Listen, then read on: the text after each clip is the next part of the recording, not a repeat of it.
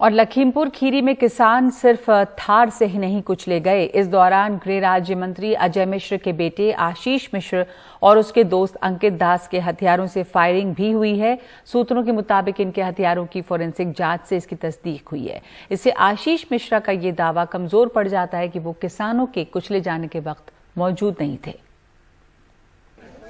3 अक्टूबर को गृह राज्य मंत्री अजय मिश्रा के बेटे आशीष मिश्रा की महिंद्रा थार पीछे से किसानों को कुचलती चली गई, जिससे वहां हंगामा हो गया। मौके पर मौजूद किसानों ने दावा किया कि अजय मिश्रा गोली चलाते हुए भागे। अब बैलिस्टिक जांच में भी गोली चलना साबित हुआ है। आशीष मिश्रा की राइफल और रिवॉल्वर, अंकित दास की पिस्टल और रिपीटर गन की जांच हुई। जांच से पता चला कि 3 असलहों से फायरिंग हुई। आशीष मिश्रा की राइफल और अंकित दास की पिस्टल और रिपीटर गन से गोलियां चली। किसानों के वकील कहते हैं कि इससे मंत्री के बेटे आशीष मिश्रा पे उनके आरोप पुख्ता होते हैं। देखिए, अभी तक जो है एक पक्ष यही कह रहा था कि फायरिंग नहीं हुई मौके पे, आशीष मिश्रा ने या किसी ने भी फायरिंग नहीं की है। अब बैलिस्टिक रिपोर्ट से ये चीज़ तो क्लियर ही हो गई है कि आशीष मिश्रा की राइफल रिवॉल्वर दोनों यूज़ हुए हैं, फायरिंग की गई है। तो अभी संदेह दूर हो चुका है कि मौके पर आशीष मिश्रा या उनके समर्थक जो थे वो नहीं थे। ये सब वहाँ मौके पर मौजूद थे और फायरिंग भी की गई है। ये चीज़ अब क्लियर हो चुकी है।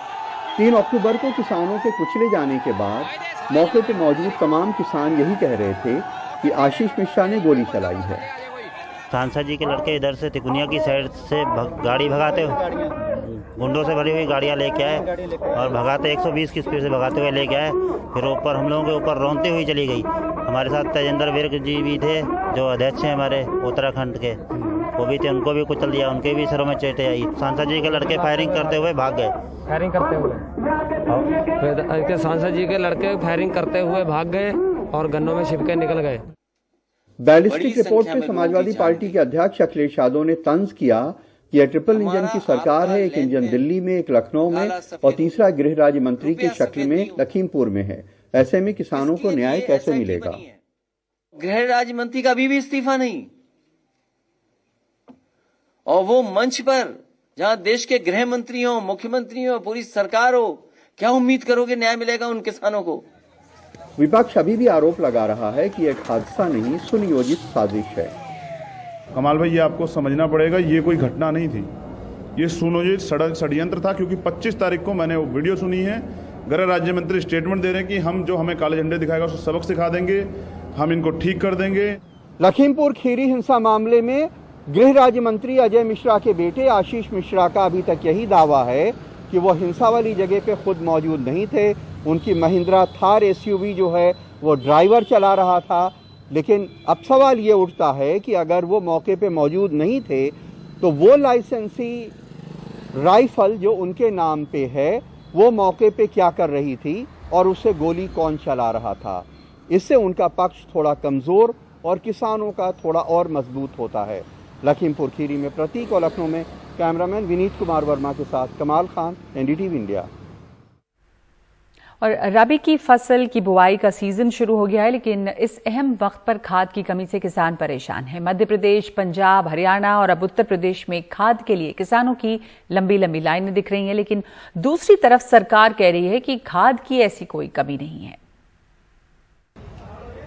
हरियाणा हो या उत्तर प्रदेश, खाद वितरण केंद्रों के बाहर ये नजारा आम है। रबी की फसल की बुवाई के मौसम में घंटों तक किसान खाद के लिए लाइन में खड़े रहते हैं। हालांकि सरकार लगातार कह रही है कि खाद की कोई कमी नहीं है। ये तस्वीर पश्चिमी उत्तर प्रदेश के आगरा की है। किसानों की शिकायत है कि उनको डीएपी नहीं मिल पा रहा है। खेतों की नमी खत्म हो रही है, डाई मिल नहीं रही है किसान को। ये जो दे नहीं रहे, इनके पास जो आधार कार्ड है उन्हें एडवांस में लेकर बैठे हुए हैं। ब्लैक बेच देते हैं, ब्लैक कौन कर रहा है? ब्लैक यही कर रहे हैं। पिछले 7 दिनों की बात है। कमी जैसे बताया, क्योंकि तीनों डिमांड एक साथ आ गया, इसलिए जो किल्लत हो रही है। पश्चिमी उत्तर प्रदेश के अलीगढ़ और मध्य उत्तर प्रदेश के हरदोई में खाद के लिए किसानों की लंबी लाइनें दिखती हैं। किसानों का कहना है कि उनको घंटों तक इंतजार करना पड़ता है। दोनों ही जिलों में अफसर और पुलिस वाले किसानों को कागज के टोकन देकर व्यवस्था बनाए रखने की कोशिश करते दिखते हैं। 360 कट्टा बता रहे हैं या 400, उसमें से अब यहाँ हजारों आदमी है, किसको कब मिल जाएगा खाद? लेकिन लखनऊ से लेकर दिल्ली तक की सरकार लगातार कहती है कि कोई कमी नहीं है। ताज़ा सरकारी आंकड़ों के मुताबिक उत्तर प्रदेश में इस महीने खाद की जितनी मांग है, स्टॉक आज उससे 10% ज्यादा है। वैश्विक महामारी की वजह से जो लॉकडाउन रहे और फैक्ट्रियां जो विदेशों के भीतर बंद रही, उसके कारण कुछ कठिनाइयां आई हैं, लेकिन किसी भी तरीके से परेशान होने की जरूरत नहीं है। कुछ हमारे साथियों ने और कुछ मीडिया के लोगों ने उसके भीतर जो है वह हैवाक क्रिएट करने की कोशिश की है। उन्हें पर्याप्त मात्रा में डीएपी उपलब्ध कराई जाएगी। लेकिन सरकारी आंकड़े दूसरे राज्यों में कमी की तरफ भी इशारा करते हैं। खेती के लिहाज से अहम मध्य प्रदेश, पंजाब, पश्चिम बंगाल और बिहार में डीएपी की कमी है। पंजाब के पास सिर्फ 286 लाख मीट्रिक टन डीएपी है, जबकि जरूरत 350 लाख मीट्रिक टन की है। मध्य प्रदेश और तमिलनाडु में यूरिया की समस्या है। रबी की बुआई का सीजन अब तेजी पकड़ता जा रहा है। किसान यही उम्मीद करेंगे कि अगर फर्टिलाइजर की कोई शॉर्टेज हो रही है तो उसको सरकार जल्दी से जल्दी सॉर्ट आउट करे।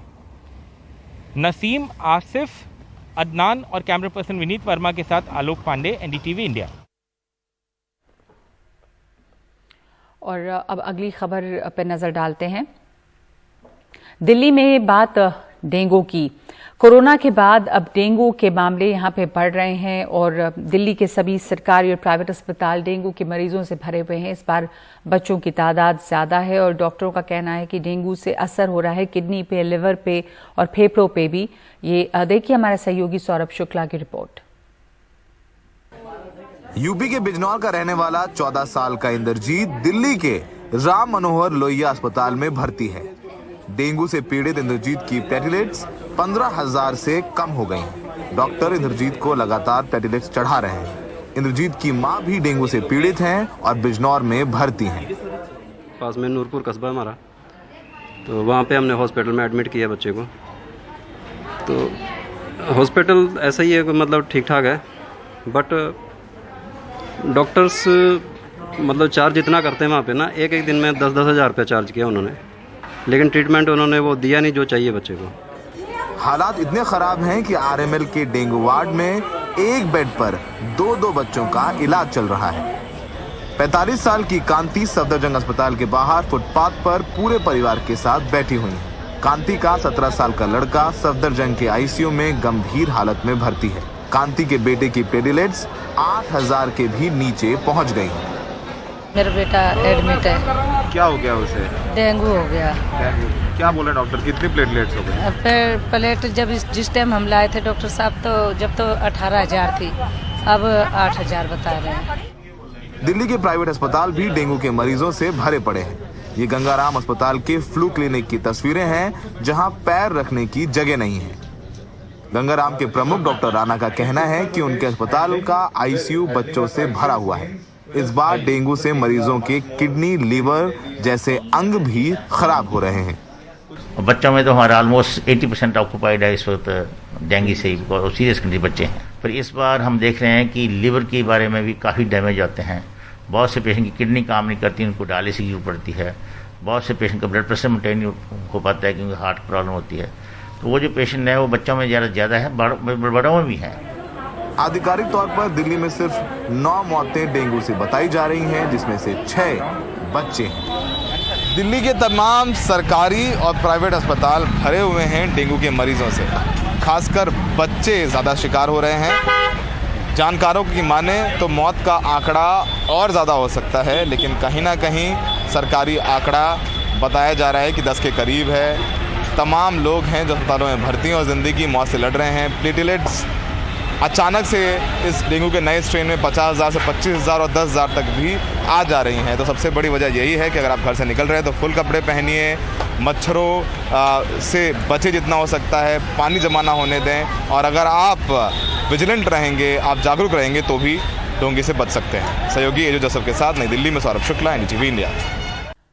बेंगलुरु के साथ साथ कर्नाटक में लोगों का पसंदीदा डोसा, इडली, वड़ा और थाली अब सब महंगे हो गए हैं। कमर्शियल गैस सिलेंडर के साथ साथ तेल की कीमतों में बढ़ोतरी का ये असर है।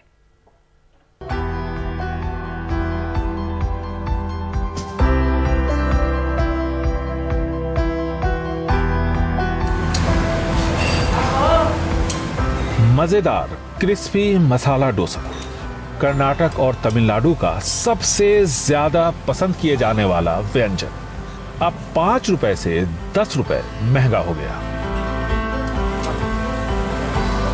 औसतन रेस्टोरेंट में जहां ये अब तक 40 रुपए से 45 रुपए में मिलता था, वो अब बढ़कर 48 से 55 रुपए तक पहुंच गया है। We have to pay because we were daily we can't bring food. Snacks is 50 rupees they are taking, right?